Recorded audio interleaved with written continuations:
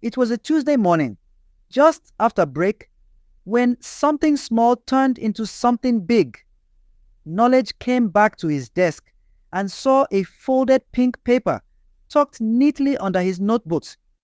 I didn't think much of it until Doe, sitting right behind him, grabbed it with a smirk and shouted, "Hey, love letter under Knowledge's book, ooh!"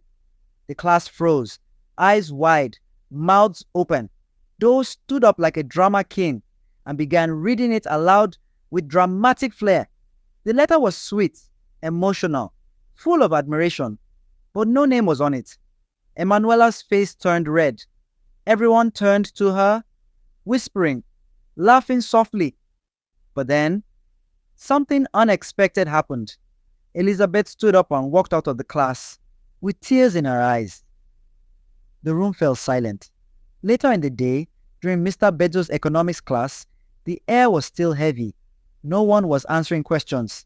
Even David, usually sharp, looked distracted. Emmanuella had her head down. Knowledge looked confused and slightly sad, still unsure who wrote the letter. During prep, Doe tried to make it a joke again, but David pulled him aside and asked, "Must everything be funny to you?" It wasn't just about the letter anymore.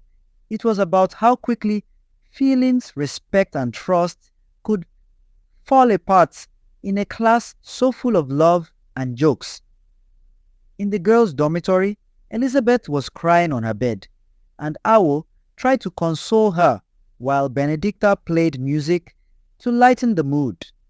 In the boys' corner, Richard, Agbor, Godwin, and Ibrahim Dadankwa were playing basketball like nothing had happened.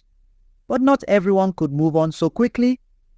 That night, as the lights dimmed and the frogs croaked near the school's fence, Emmanuella walked alone past the assembly block, her books clutched tightly to her chest. She passed the Volta House dorm quietly.